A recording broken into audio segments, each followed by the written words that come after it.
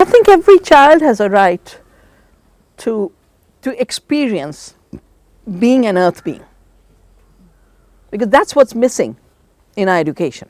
You know, we've been made to think the earth is separate from us and the earth is dead. And then we build all our possibilities around those two false assumptions, that we are separate and the earth is dead. So I think, you know, in Navdanya, we encourage every school to have a garden. Because this garden is not just a place where you can grow food and see the plant grow. A garden is where you really become your full earth being. You know, when you put your hand in that soil, then you realize that you are creative and the soil is creative. And all your assumptions of inertness, deadness, you know, uselessness just disappear. And the wonderful thing is, you know, I've worked with so many institutions. In Italy, they have an amazing system where they actually support farmers to have kids with disabilities. And of course, the disabilities disappear. You know, the disabilities are in a classroom. But when you're in the farm, they're perfect. You know, they're full human beings. So a garden, but definitely some kind of, you know, walk in a forest, walk in a meadow, you know, go to a stream, and this should be part of education. And I know there are countries that are trying to do that. And this was basically the thinking of Gandhi when he started Nai Talim. How many of you know about Nai Talim? See, this is the tragedy, you know, so much of our true history na sikhai nahi jati. So Gandhi realized that the education for the British was to prepare clerks to run the empire, you know. That was all that was being given. But people needed education to live, yeah. So he created this idea of Nai Talim, but of course you will learn literacy.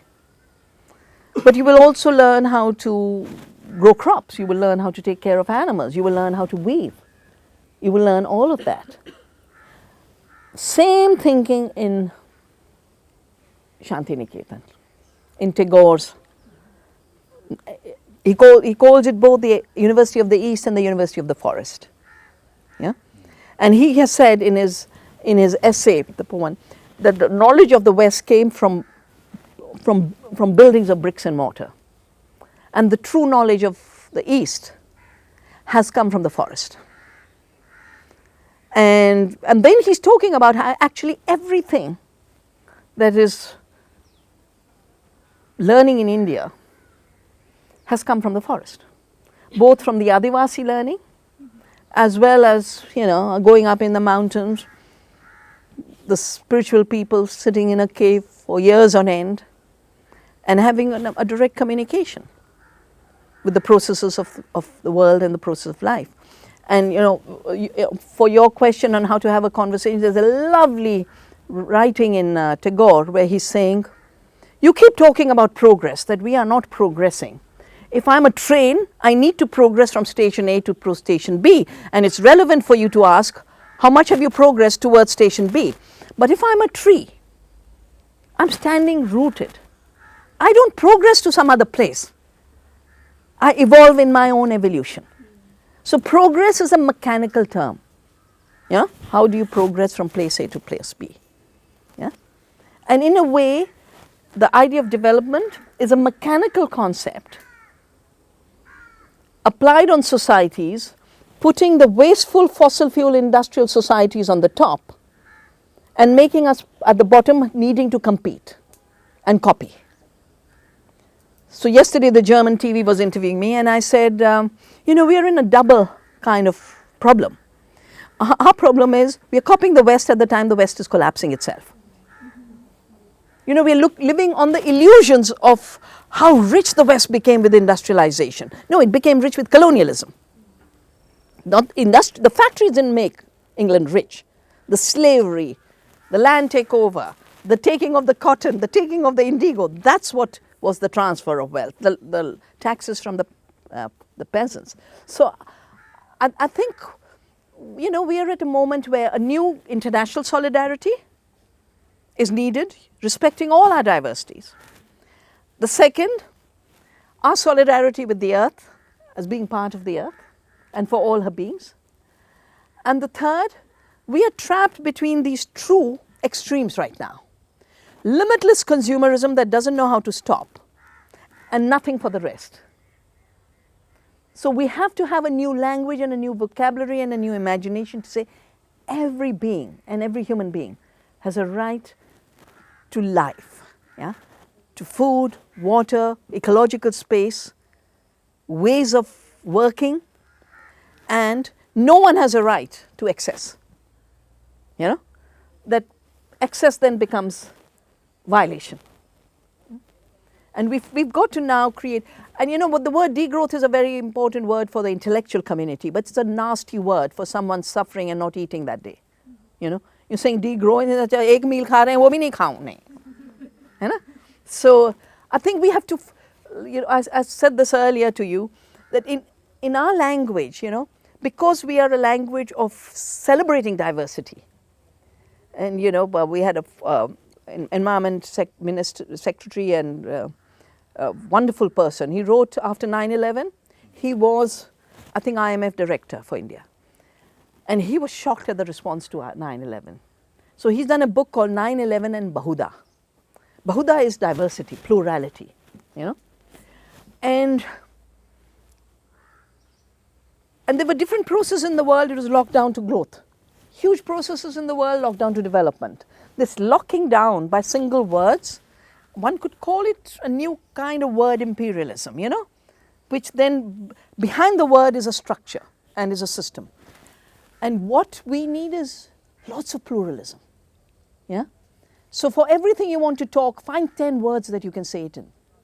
If it doesn't work for communication, this word didn't work, then use another word to resonate, then use another word to resonate, because we can describe everything in many ways. Create new vocabularies. So the other day I found old photographs. I was a visiting professor at, I had the Brundtland chair in the University of Oslo for 5 years. And I found a packet of photographs from that period. And not wearing a bindi at that time.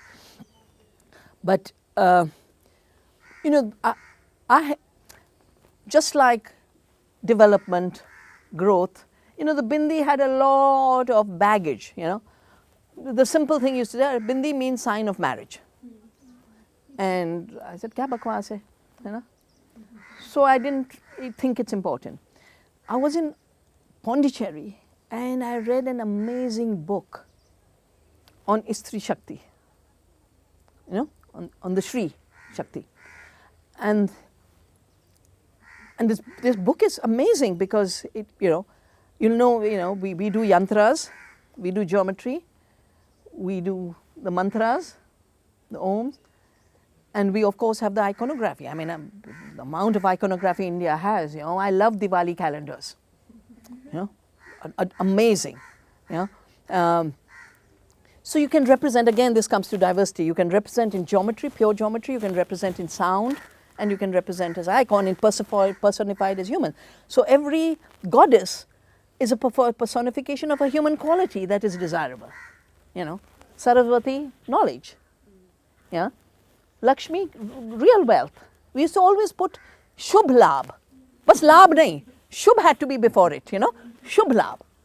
You know, it had to be Shubh for everyone. So in this book, it's, you know, it talks about the fact that the geometric system, and the most sophisticated yantra is the Shri, you know, yantra of the feminine principle. All yantras are circles and triangles overlapping, that's it. Simply it's saying every circle is a moving dot, every triangle is a moving dot, yeah? Class 1 in geometry. And therefore in the dot is enfolded all the unfolding of the universe. Because you can represent everything through the dot. So, you know, and I found the big bindi. Yeah?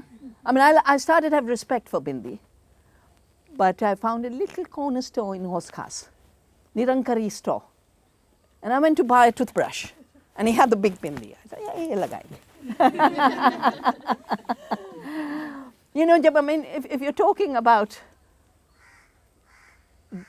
holding the representation of, it's quantum, just like in quantum, the psi function enfolds all the unfolding of the quanta, yeah.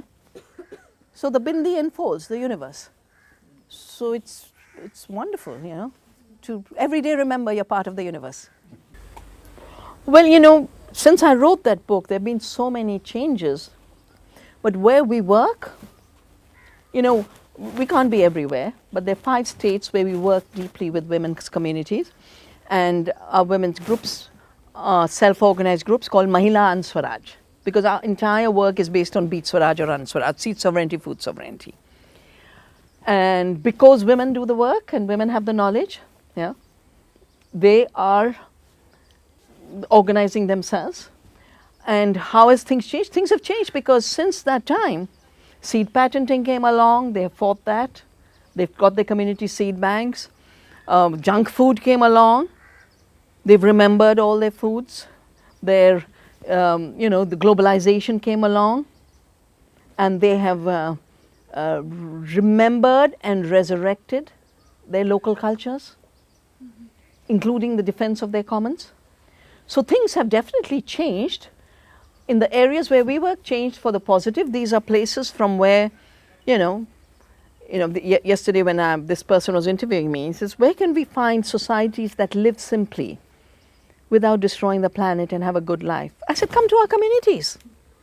Come to our communities. I go to the villages and come back inspired. I come back inspired because not only do they share so much knowledge, but there's only joy. It's not that they have an easy life, but we've kind of got into this tendency, keep talking your misery. Conversation is about sharing your misery. मेरे घुटनों में दर्द हो रहा है जी, मेरा पेट खराब है. And the collectivity of sharing. And the minute when you share the same work, it becomes quite effortless. And the hierarchy of work is fascinating because non-work is put higher than work. If you work, oh my God, drudgery, And I've always told people, oh, but the women are suffering drudgery. I said, if they were suffering drudgery, they'd talk about their drudgery. You allocate drudgery to them like you allocated underdevelopment to us, like you allocated everything else to us, no? Let people choose their life. And I think we now have to turn to these communities for a post-fossil fuel world. And this is relevant for the West as much as India. Well, for me, organic farming is a big equalizer, because when chemicals came, who sprayed? The men. Who bought the urea sack and threw it? The men. And in ecological agriculture, you go to work with the compost. You spend the day yesterday looking at how to turn biomass into soil fertility. And then everyone has to work. So my sister she's a medical doctor, and she was part of the committee that was appointed to write the law to prevent female feticide. And this is killing the female fetus in the womb itself. And she used to come back with maps and the ratios, where the population of the females is declining because of female feticide. And one day on the dining table was this huge map. And then there were these red pockets